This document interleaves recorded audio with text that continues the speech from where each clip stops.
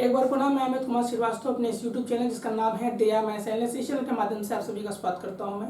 तो आज के इस वीडियो का जो कॉन्सेप्ट जो परफॉर्मेंस की बेस पे है और एक्सरसाइज 2.1 जो है ये आर.डी. शर्मा के टेक्स्ट बुक से लिया गया है। तो यहाँ हम लोग पहले क्वेश्चन में जो नंबर 5 और 6 जो दिया गया उसको लेकर स्टडी करेंगे। तो मैंने इन्फॉर्मेशन में मेंशन नहीं किया, लेकिन मैं बता दे रहा हूँ मैं करना क्या है कि ये जो क्वेश्चन दिए गए हैं इनमें क्या करना है कि इनके जीरोज निकालने हैं। क्लियर। अब जीरोज का मतलब क्या हुआ कि जो इसमें वेरिएबल वाला पोर्शन x दिख रहा है ना, उस x की जगह पे कौन सी ऐसी वैल्यू डालोगे जिसके चलते ये पूरा पोलिनोमियल जो px होगा वो जीरो हो जाएगा। क्लियर। तो जीरोज भी निकालना है, साथ में क्या करना है कि जो जीरोज निकल के आएंगे और जो इनके कोफिशिएंट का के बीच में जो रिलेशनशिप जो बनेगा उसको भी आपको निकाल के दिखाना है। तो कैसे करेंगे चलिए देखते हैं इसको हम लोग। मान लो कि ये px तुम्हारा दिया गया है x² प्लस 2√2x माइनस 6 दिया गया है। तो मान लेते हैं कि लेट इट बी जो px हो गया वो 0 के बराबर हो गया। तो यहाँ पे px 0 ले लिए तो x² प्लस 2√2x माइनस 6। अब यहाँ पे इस क्वाड्रेटिक पोलिनोमियल का आपको फैक्टराइज करना है। तो मेन प्रॉब्लम तो यही है कि अगर आपको फैक्टराइजेशन नहीं आएगा तो आप इसको करेंगे कैसे। तो इसके लिए मैं क्लास 9 की फैक्टराइजेशन की एक प्लेलिस्ट की एक वीडियो ऊपर आई बटन में मैंने दे रखी है, उसे आप जरूर देखिएगा। और जब तक वो चीज़ें नहीं क्लियर होंगी तब तक आप इसको करने में दिक्कत करेंगे इसमें आपको। तो अब यहाँ पे इसको कैसे करना है इसको आप देख लीजिए। आपको करना क्या है कि जो इसमें यहाँ का जो न्यूमेरिकल कोफिशिएंट है, तो चूंकि यहाँ नहीं है तो 1 है, और यहाँ जो लास्ट में है इन दोनों के बीच में मल्टीप्लाई करना होगा। तो यहाँ 1 है और ये -6 है। हमने मान लिया कि 1 और -6 का हमने मल्टीप्लाई किया तो हमें क्या मिल गया, -6 मिल गया। क्लियर। तो हमको इस मिडिल टर्म को स्प्लिट करना है, ऐसे दो पार्टों में स्प्लिट करना है कि उसका जो प्रोडक्ट जो हो वो -6 के बराबर हो, लेकिन जब उसको हम जोड़ने जाएं तो उसका रिजल्ट जो है 2√2 के बराबर होना चाहिए। तो कैसे करेंगे, पहले आप क्या करिए कि इसमें का जो इरेशनल नंबर जो √2 है उसको ले लीजिए। मान लिया आपने √2 ले लिया। अब इस √2 को 2 में कन्वर्ट करने के लिए इसमें आपको √2 से मल्टीप्लाई करना होगा। अब ये क्या हो गया, इन दोनों का मल्टीप्लाई करो तो 2 हो जाएगा। अब 2 का मल्टीप्लाई करोगे 3 से तो 6 होगा, लेकिन चूंकि यहाँ पे जब प्रोडक्ट किए थे तो -6 मिला था, तो यहाँ पे आपको चेंजिंग करनी होगी। तो अगर मैं √2 को इसको मैं यहाँ पे निगेटिव ले लूँ और इसको मैं क्या कर लूँ 3 और 2 को ऐसे ले लूँ, तो इन दोनों का प्रोडक्ट जो होगा इसी -6 के बराबर होगा। लेकिन जो पार्ट हमने बनाया है ये वाला पार्ट और ये वाला पार्ट, अगर मैं इन दोनों पार्टों को मैं जोड़ूं तो देखो यहाँ पे क्या होगा, 3√2 और -√2 को अगर हम जोड़ेंगे तो इसका रिजल्ट जो होगा वो 2√2 के बराबर होगा, जो कि इस मिडिल टर्म के बराबर होगा। तो हम लोग यहाँ पे क्या करेंगे, 0 = x² प्लस, और यहाँ पे 2 की जगह पे हम लोग ये रिजल्ट मेंशन कर दे रहे हैं। तो यहाँ लिख दे रहे क्या, 3√2 -√2 x यहाँ लगा दीजिए, -6 कर लीजिए। फिलहाल मैं इसको मिटा दे रहा हूँ। अब यहाँ पे देखो जब ब्रैकेट ओपन करोगे तो क्या मिलेगा, x² प्लस 3√2। देखो ब्रैकेट ओपन होगा तो ये इस x से मल्टीप्लाई भी होगा, तो यहाँ पे हम x लगा लेंगे, -√2x -6। अब यहाँ पे ध्यान से समझना आप लोग, यहाँ पे अगर मैं ये वाला पार्ट लूँ, ठीक है, मतलब इनका ग्रुप बनाता हूँ, तो इसके ग्रुप में क्या होगा कि x कॉमन कर लीजिए। तो x कॉमन करोगे तो यहाँ मिलेगा x प्लस 3√2। अब मान लो कि तुमको दिक्कत हो रही है, अरे सर इसमें तो हमको समझ में आ रहा है कि नहीं किसमें क्या रखें, तो काम करो जो यहाँ ना वही उठा के यहाँ रख दो, x प्लस 3√2। लेकिन बाहर एक कांस्टेंट रखना होगा ताकि मल्टीप्लाई करें तो हमें चीज मिल जाए। अगर मैं यहाँ पे -√2 लगा दूं तो याद रखना कि -√2x से मल्टीप्लाई होगा तो -√2x मिल जाएगा, और इसी का मल्टीप्लाई जब इसमें करोगे तो माइनस इंटू प्लस माइनस मिल जाएगा, और √2 का मल्टीप्लाई 3 और 2 से करोगे तो ये 6 मिल जाएगा। अब यहाँ पे देख लो कि ये वाला हिस्सा और ये वाला हिस्सा ये दोनों में कॉमन हो चुका है, तो इसको लिख सकते हैं क्या, x प्लस 3 और 2 कॉमन हो गया, और यहाँ पे हम लिख सकते हैं x -√2। अब यहाँ पे हम लोग 1 by 1 जो है 0 से कंपेयर करेंगे, पहले इसको लेंगे और इस 0 से कंपेयर करेंगे। तो यहाँ पे अगर हम x प्लस 3/2 का कंपेरिजन जब 0 से करेंगे तो x की वैल्यू मिलेगी -3/2। तो एक 0 0 मिला, तो इस 0 को मान लेते हैं कि यह क्या आपका अल्फा है। क्लियर, हमने रख दिया। उसी तरीके से x माइनस √2 का कंपेरिजन 0 से करेंगे, तो जब x माइनस √2 का कंपेरिजन जब 0 से करेंगे तो हमें x की वैल्यू क्या मिलेगी, √2 मिल जाएगी, जिसको हम मान लेते हैं कि जो दूसरा जो जीरो है वो बीटा है। ये जो बार बार जो जीरोस बोला जा रहा है, मैंने पहले ही बता दिया कि जीरोस का मतलब ये हुआ कि दिए गए क्वाड्रेटिक पोलिनोमियल में जो वेरिएबल वाला सेक्शन दिख रहा है उस वेरिएबल की कौन सी ऐसी वैल्यू रखोगे जिसके चलते पोलिनोमियल जीरो होगा। तो जिसके चलते पोलिनोमियल जीरो होगा, जिस न्यूमेरिकल वैल्यू के चलते, वही क्या होगा, जीरो ऑफ द पोलिनोमियल कहलाएगा। तो यहाँ पे आपने दो जीरो निकाल लिए, एक आपने निकाला अल्फा, एक निकाला आपने बीटा। क्लियर, अब जब अल्फा और बीटा निकल गया है तो अब हम लोग क्या करेंगे कि एक बार अल्फा और बीटा को हम लोग जोड़ेंगे, यानी सम ऑफ जीरोस निकालेंगे, सम ऑफ जीरोस।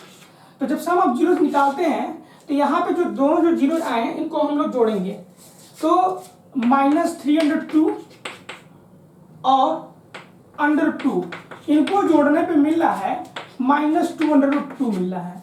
अब यहाँ पे प्रोडक्ट ऑफ जीरो निकालेंगे, तो प्रोडक्ट ऑफ जीरो निकालते हैं अगर यहाँ पे, तो इसके लिए हमें इन दोनों को मल्टीप्लाई करना होगा, तो -3/2 और मल्टीप्लाई बाय √2 करेंगे तो हमें मिलेगा -6। तो हमने यहाँ पे क्या किया, सम ऑफ जीरो निकाला, प्रोडक्ट ऑफ जीरो निकाला, लेकिन अगर हम कोफिशिएंट के अकॉर्डिंग अगर इसका रिलेशनशिप निकालते हैं तो इसको ऐसे करते हैं कि alpha plus beta is equal to minus, clear, coefficient of x upon coefficient of x²। यानी एक तरीके से कह सकते हैं कि अगर हम जो स्टैंडर्ड जो क्वाड्रेटिक जो पोलिनोमियल होता है ax² + bx + c, तो यहाँ पे x का कोफिशिएंट क्या होगा, सॉरी इसमें जो अगर देखोगे तो x का कोफिशिएंट क्या है, b है, तो यहाँ पे माइनस का साइन पहले यहाँ लगा हुआ है तो -b, और यहाँ पे कोफिशिएंट ऑफ x², तो अब यहाँ पे x का कोफिशिएंट देखोगे तो यहाँ पे क्या मिलेगा, a मिलेगा। तो जब हम सम ऑफ जीरो निकालते हैं यानी अल्फा प्लस बीटा करते हैं तो उसकी वैल्यू जो है -b/a के बराबर होती है। अब यहाँ पे जब हम देखेंगे कि भाई हम माइनस का साइन तो लगा ले रहे हैं यहाँ पे, और यहाँ पे b की वैल्यू क्या है, देखो इसके अकॉर्डिंग अगर आप देखोगे तो ये देखो b की जगह पे जो न्यूमेरिकल जो कोफिशिएंट है वो क्या है, 2/2 है, तो यहाँ पे माइनस लगा दिए, 2/2 लिख दिया। क्लियर, अब यहाँ पे हमें ये देखना है कि जो कोफिशिएंट ऑफ x² है वो क्या है। अब यहाँ पे x² का जो कोफिशिएंट है वो न्यूमेरिकल नंबर यहाँ पे हम लोग 1 कंसीडर करेंगे, तो जब 1 कंसीडर करेंगे तो जो वैल्यू जो मिलेगी -2/2 मिलेगी। अभी देखो ये जो रिजल्ट जो हमने निकाला ये किसके बराबर है, ये बराबर है इसके। देखो यहाँ पे भी हमने सम ऑफ जीरो निकाला था, तो सम ऑफ जीरो निकाला तो हमें क्या मिला, ये -2 मिला था, लेकिन कोफिशिएंट के अकॉर्डिंग अगर निकाल रहे हैं तब भी रिजल्ट हमारा इसी के बराबर आ रहा है। तो ये इस तरीके का लगाने का तरीका हो गया।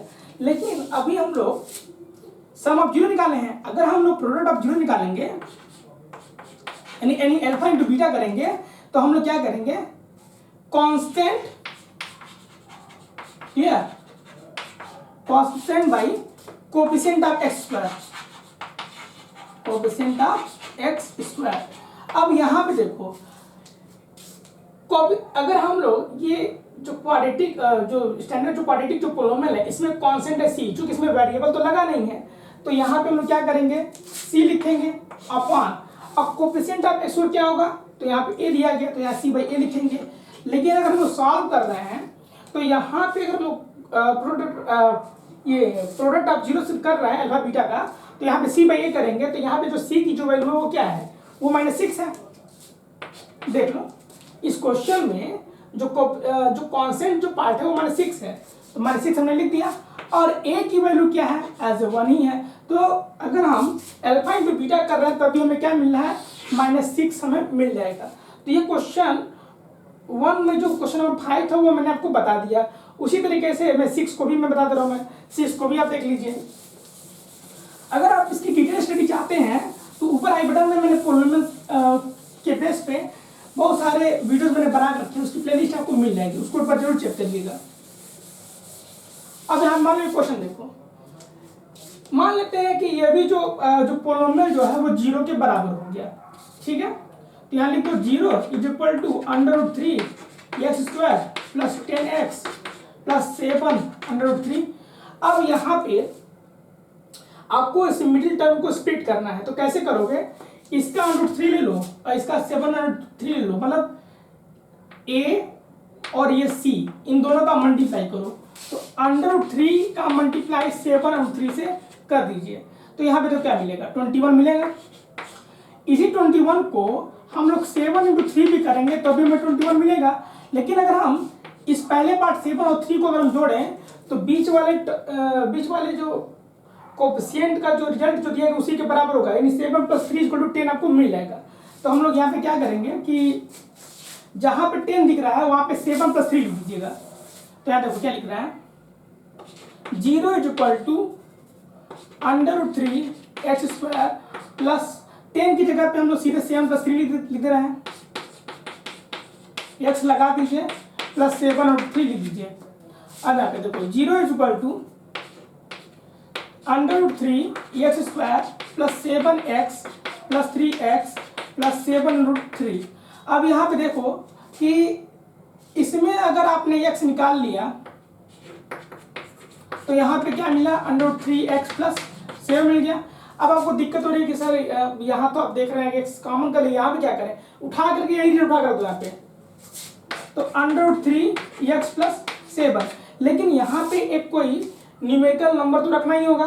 तो अब यहाँ पे देखो कि √3x में मान लो ये √3x है ना, देखो अब तुम इसमें किससे मल्टीप्लाई करोगे कि तुमको 3x मिल जाएगा। तो x तो लिखने की जरूरत नहीं है, केवल √3 यहाँ पे लिखना होगा। लेकिन ये √3 क्या है, पॉजिटिव है, इसीलिए प्लस √3 लिख देना, ठीक है। अब यहाँ देखो √3 का मल्टीप्लाई कैसे करोगे तो तुमको ये 3x मिल जाएगा, और √3 का मल्टीप्लाई 7 में करोगे तो 7 √3 मिल जाएगा। अब यहाँ पे देखो कि ये दोनों चीजें कॉमन हो गई, तो √3x प्लस 7 और दूसरे ब्रैकेट में हो जाएगा x plus √3 is equal to 0, ठीक है। अब हम लोग क्या करेंगे, 1 बाई 1 कंपेरिजन करेंगे 0 से। तो अगर हम √3x प्लस 7 का कंपेरिजन 0 से करते हैं तो हमें क्या मिलेगा, √3x is equal to -7, x is equal to -7 by √3, ये आपको मिल जाएगा। उसी तरीके से अगर आप x प्लस √3 का कंपेरिजन 0 से करोगे तो x की वैल्यू मिल जाएगी -√3। तो मान लो कि यहाँ पे एक 0 अल्फा मान लो और दूसरा 0 क्या मान लो, बीटा मान लो, ठीक है, इस तरीके से।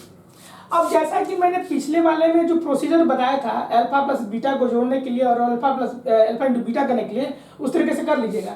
लेकिन अगर समझना चाहते कि कैसे करना तो देख लीजिए। आपने जो यहाँ पे जो जीरोस निकाला है अल्फा और बीटा, इसको जोड़ लो। कैसे, अल्फा प्लस बीटा कर रहे हो तो एक अल्फा का वैल्यू यहाँ पे लिखे हो -7 बाई √3 और बीटा का वैल्यू क्या लिखे हो, यहाँ पे -√3 लिखे हो, ठीक है। तो यहाँ कुछ नहीं है तो क्या करिए, 1 मान लीजिए, √3 से नीचे और ऊपर मल्टीप्लाई कर लीजिए ताकि डिनोमिनेटर बराबर हो जाए। अब यहाँ पे लिख सकते हो क्या कि -7 और देखो प्लस माइनस से मल्टीप्लाई हो तो माइनस में जाएगा, √3 का मल्टीप्लाई हो तो क्या होगा 3, यहाँ नीचे हो गया √3। सॉल्व करने पे -10 बाई √3 आपको ये मिल जाएगा, क्लियर। अगर आपको ये चेक करना है कि क्या ऐसा ही कि नहीं है, तो जब कोएफिशिएंट के अकॉर्डिंग करेंगे तो अल्फा प्लस बीटा का जो वैल्यू जो होगा वो -b/a के बराबर होगा। अब यहाँ पे जो स्टैंडर्ड जो क्वाड्रेटिक पोलिनोमियल मैंने लिखा है a² + b + c, तो दूसरे क्वेश्चन में यहाँ देखो, इस चीज को मैं क्लीन कर दे रहा हूँ मैं, और यहाँ बता दे रहा हूँ मैं, ax² plus bx plus c से कंपेरिजन करोगे तो b की वैल्यू 10 मिल जाएगी और c की वैल्यू क्या मिल जाएगी 7 और 3, और a की वैल्यू क्या मिल जाएगी √3। तो यहाँ पे माइनस का साइन लगा देंगे, b की जगह पे हम लोग क्या लिखेंगे 10 लिखेंगे, सॉरी 10 हमने लिख दिया, और a की जगह पे देखो क्या है, पे a की जगह पे क्या √3 है, तो यहाँ पे √3 लगा दिया। अब बताओ कोएफिशिएंट के अकॉर्डिंग हमने किया तो भी आंसर आ रहा है, और यहाँ पे हमने सम ऑफ जीरो भी किया तो दोनों का वैल्यू तभी बराबर आ रहा है। तो उसी तरीके से जो प्रोडक्ट ऑफ जीरो से उसको भी करिएगा, ठीक है, कम से कम थोड़ा प्रयास आपको भी करना होगा। तो जब तक आप प्रयास नहीं करेंगे तब तक आपको चीज़ें आसानी से नहीं मिलेंगी, क्योंकि मैथमेटिक्स में कोई शॉर्टकट तरीका तो है नहीं। आप जितनी बार प्रैक्टिस करेंगे उतनी बार ही आपका मैथमेटिक्स बेहतर होता जाएगा। तो प्लीज़ मेहनत करिए, घबराइए मत। और भी मैंने इंपॉर्टेंट वीडियोस के लिंक जो है मैंने डिस्क्रिप्शन में और वीडियो के अंदर में दे रखे हैं, उसे जरूर विजिट करिएगा। तो मिलते हैं नेक्स्ट वीडियो में। जय हिंद, जय भारत।